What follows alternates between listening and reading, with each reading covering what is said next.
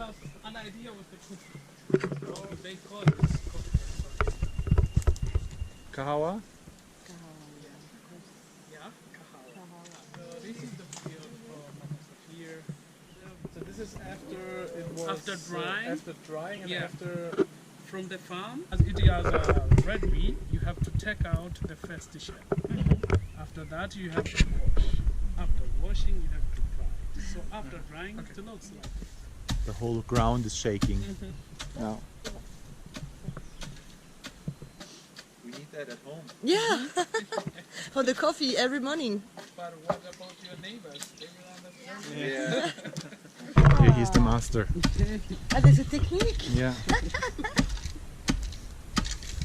Gentil, you know. Smell is great.